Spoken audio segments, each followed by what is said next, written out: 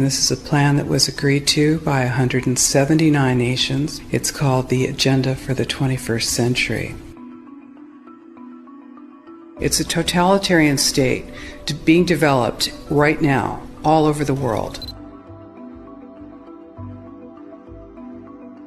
It is the inventory and control plan. Inventory and control of all land, all water, all minerals, all plants, all animals, all construction, all means of production, all food, all energy, all information, and all human beings in the world. And this is a plan that was agreed to by 179 nations back in 1992.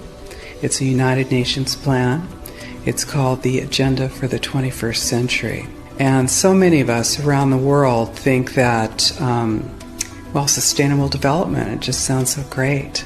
Isn't it about recycling and creative reuse and creating energy and food resources for everyone? And the answer is no, it really is not. It's about moving populations into city centers, concentrated city centers, and clearing them out of the rural areas. All systems have to be brought into harmony in order to control them all. Because when systems don't meet, when they're out of balance or not in sync with one another, they can't be controlled centrally. And the goal of Agenda 21 is one world government and total control from a central unit. Every nation that signed on to Agenda 21 has its local Agenda 21 plan. People in the United States are completely unaware of this. If I go out and talk about this, the United States press attacks me and calls me, which is totally ridiculous. It is but it's not a theory. It's a fact.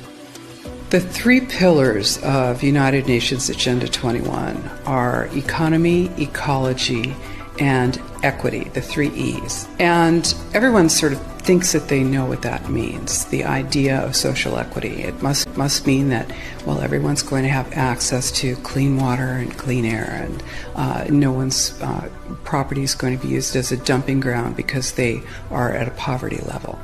But really what social equity is about impoverishing huge portions of the population and bringing down the developed nations. Everything that we're looking at now is destined to collapse our economies. It's a totalitarian state being developed right now all over the world.